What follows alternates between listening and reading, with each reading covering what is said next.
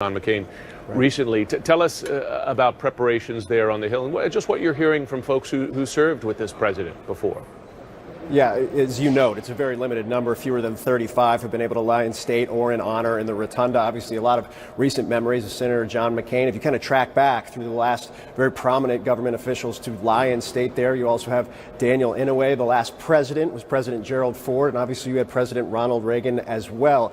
Now, when you talk about what the preparations are going into this, basically what we have is President Bush is expected to arrive later this afternoon. A ceremony will then follow, and when that ceremony begins, you will have a prayer, and then you will have Senate Majority Leader Mitch McConnell, House Speaker Paul Ryan, and Vice President Mike Pence all expected to give remarks. And obviously everybody will be paying a lot of attention to that. You have a lot of lawmakers, Jim, in both of these chambers who served when President Bush was president, or in some capacity over his very, very lengthy government career, including a couple senators who actually served in President Bush's administration. Most of those, we expect them to be there. But I think the most interesting thing, and we saw kind of a hint of this with Senator McCain earlier in the year, is what happens after the ceremony. As is tradition, the rotunda is expected to be open to the public on a rolling basis until Wednesday morning, which means the public can come in at any point after the ceremony ends and pay their respects to the former president. That is often some of the most moving things that you see, the most moving pictures you see. And as somebody who's spoken to those who've stood in line to pay their respects in moments like this, it's some of the best stories, because they're not necessarily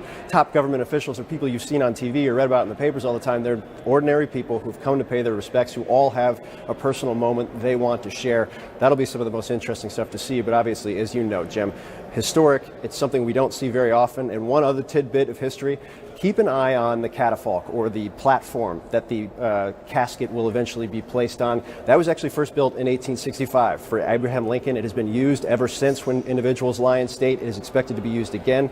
Little piece of history there. No shortage of it over the course of the next couple of days, Jim. Quite a meaningful piece of history there, Phil Mattingly.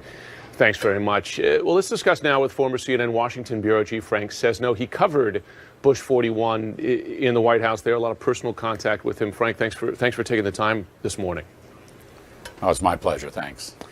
So you had the final interview, that's right, with President Bush before he lost re-election, which was a blow, certainly, for him. Tell us about his thoughts at that time. Well, this was, I was doing our Sunday show at the time, and I flew out to La Crosse, Wisconsin with my friend Rick Davis, who was executive producing the program, and we had a whole series of questions that we wanted to ask him, and that largely was propelled, not completely, but largely there has been, for those who remember, the Iran-Contra scandal during the Reagan administration. George Bush was the vice president with that and always kept his distance and said he was not in the loop. But the special counsel at the time, this all sounds reminiscent too, right, had just indicted the former defense secretary Caspar Weinberger, and George Herbert Walker Bush, who was running for re-election, had not addressed that issue or any of his potential role in the thing. So I wanted to ask him about that. The other big thing that really played a role in the dynamic of the moment was we were just days from the election.